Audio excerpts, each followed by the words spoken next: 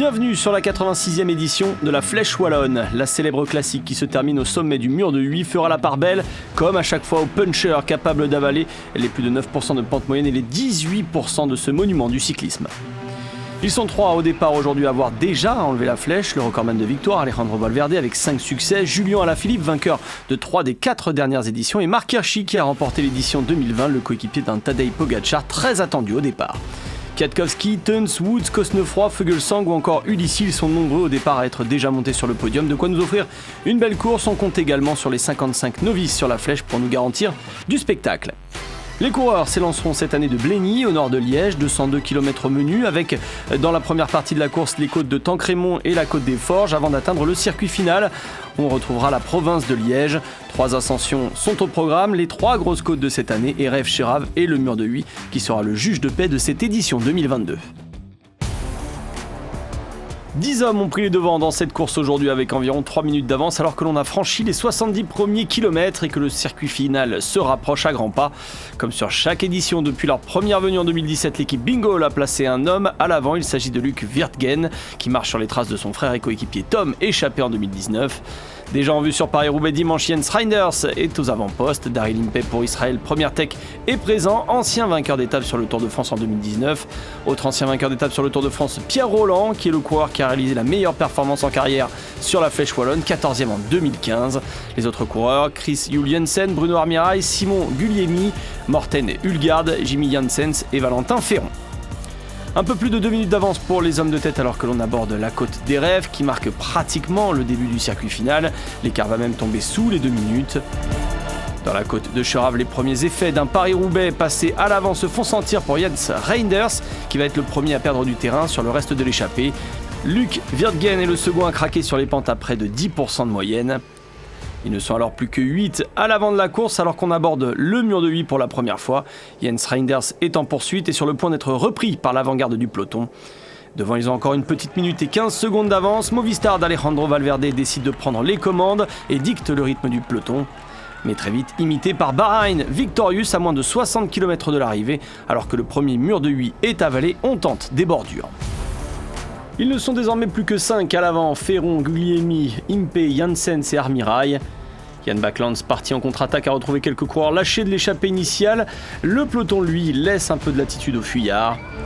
De son côté, le favori se fait une petite frayeur, crevaison, suivi de quelques efforts pour Tadej Pogačar qui retrouve rapidement sa place au sein du peloton. Chez IF, Simon Kerr décide qu'il faut rouler à l'avant et part en contre-attaque dans une côte non référencée. Mais son attaque va avoir le don de laisser Jonas Vingegaard sur le côté. Le dernier deuxième du Tour de France et leader de Jumbo-Visma est l'un des battus du jour. Kerr bouche le trou sur l'échappée alors que l'on est dans la deuxième ascension du mur de Huy. Mais le peloton n'est pas loin derrière. C'est au tour dans l'échappée pour Guglielmi de lâcher prise dans le mur de Huy. Il est bientôt repris par Simon Kerr, mais le peloton est toujours à quelques secondes.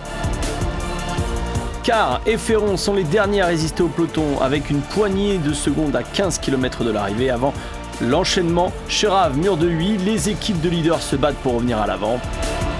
À 9 km de l'arrivée, l'échappée est définitivement terminée. La côte de Chérave sera l'ultime préparation pour le final. Cofidis tente une stratégie d'équipe avec 3 hommes, dont Rémi Rochas qui va prendre seul les commandes de la course. Maury Van Sevenen pour Quickstep Alpha Vinyl par rencontre, bientôt imité par Søren Kragh Andersen de DSM. Dans le mur de Huy, à moins d'1 kilomètre de l'arrivée, les 2 hommes sont repris et les favoris se replacent. Dylan Teuns en tête, Valverde, Vlasov et Pogačar peut pas y aller. Pogačar peut pas y aller.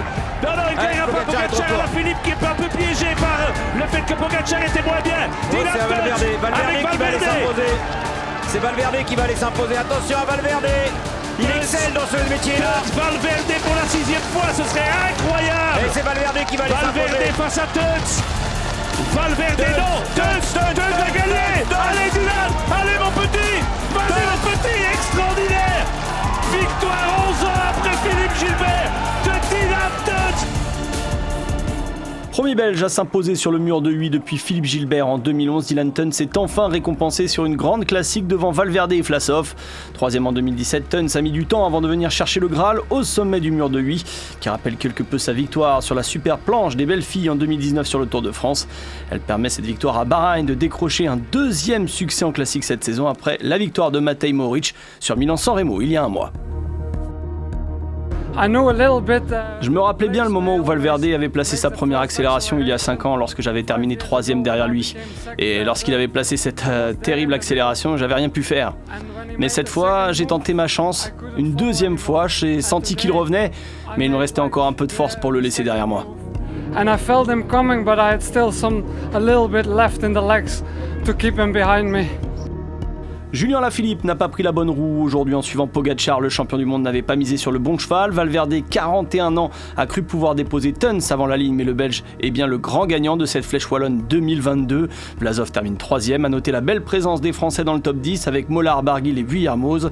On se quitte sur les images d'un nouveau vainqueur sur la Flèche Wallonne, Dylan Teuns, qui est le maître 2022 sur le mur de Huy.